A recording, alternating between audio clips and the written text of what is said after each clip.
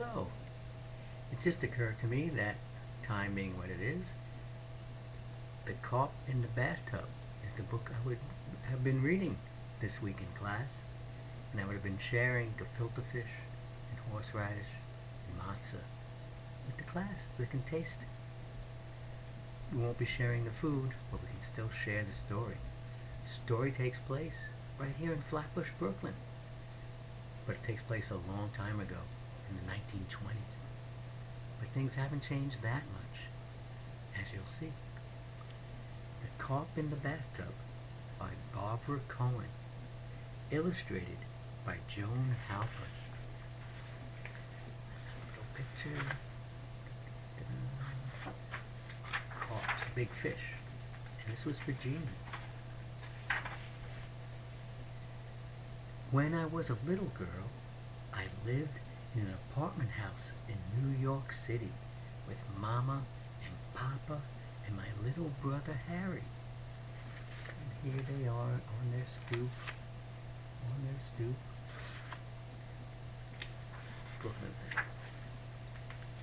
It was not very fancy, but Papa said we were lucky. We had our own bathroom. Mrs. Ginsburg, who lived downstairs, was also lucky because she had one too. Everyone else had to share the bathrooms in the hall. My mama was a wonderful cook. It was well known that she made the finest chicken soup in Flatbush. Also very good simmus, noodle kugel, mandel bread, and stuffed cabbage. And here's Mama cooking.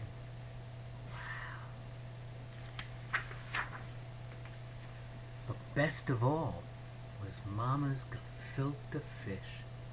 Twice a year she made gefilte fish. In the fall for Rosh Hashanah, the Jewish New Year, and in the spring for Pesach, the festival of Passover. Aunt Malky and Uncle Moishe, Cousin Zipporah, and Papa's friend, Mr. Tatelbaum, always came to our house for the Seder on the first night of Passover. They said that Mama's gefilte fish was not merely the best in Flatbush, the best in Brooklyn, but actually the best gefilte fish in all of New York City. Harry and I loved the Seder because we got to stay up until midnight. It took that long to say all the prayers, read the Passover story out of a book called the Haggadah, sing all the songs, and eat all the food. But I will tell you a secret. I was 9 years old at the time I am telling you about, and I have never, ever put a single piece of my mother's gefilte fish in my mouth. And here's the group sitting at the Seder table. Mama made her gefilte fish out of carp.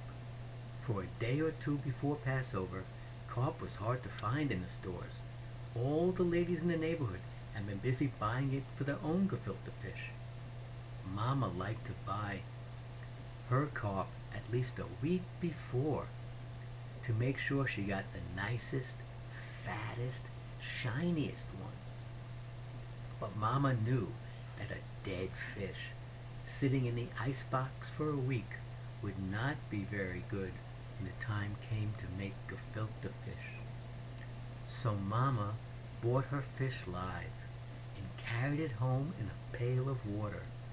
All the way home it flopped and flipped because it was too big for the bucket. It would have died if Mama had left it in there. There's Mama carrying her fish in a bucket. As soon as she got home, she would call, "Leah, run the water in the tub." And I would put the rubber stopper in the drain and run some cold water into the bathtub. The carp loved it there. He was always a big fish, but the tub was about 4 times as long as he was, and there was plenty of room for him to swim around. Harry and I loved the carp. As long as he was in there, we didn't have to take a bath. Most of our friends took baths only once a week because we had our own tub, Mama made us bathe twice a week. Otherwise, she said, what's the use of having your own bathroom? We didn't think it was fair, and we would have gladly moved into an apartment where tenants shared the bathrooms in the hall. And here we go, the carp being dumped out of the bucket into the tub. Except, of course, when we had a carp living in our bathtub. Every time Harry and I had to go to the toilet, we would grab a crust of bread or a rusty lettuce leaf from the kitchen. While we sat on the toilet, we fed the bread or the lettuce leaf to the carp. This made going to the bathroom really fun instead of just a waste of time. Here we go. We've got Harry sitting on the seat feeding the fish. But the day always came when Mama marched into the bathroom carrying a big metal strainer and removed the stopper from the tub. The carp always seemed to know what was coming. He swam away from her as fast as he could, splashing the water all over her apron with his strong, flat tail, but he didn't have a chance. Before all the water was even out of the tub, Mama had caught him in her strainer. The way he was flopping around, he would have been on the floor before Mama got out of the bathroom door, so she dumped him right into her bucket and carried him to the kitchen. We knew what she did with him when she got there, although we would never look. She killed him with a club. Then she scraped off the scales with a huge knife. The head, the skin and bones, she boiled along with carrots and onions in a big kettle of water to make stock. She put the flesh through a meat grinder with some more onions. After she had mixed it with matzo meal, eggs, and spices, she made it into balls. She took the stock and put it through the strainer to remove the skin and bones, which she threw in the garbage. She saved the stock for cooking the fish balls, which took hours. Harry and I would run into the hall, but even there we couldn't escape the smell of fish. Mama once told us that her mama had not thrown away the skin. She had removed it carefully from the fish, and after it was cooked, she would put it back in the skin and bring it to the table. That's why the fish is called gefilte. Mama said gefilte means stuffed. At least Harry and I were spared that.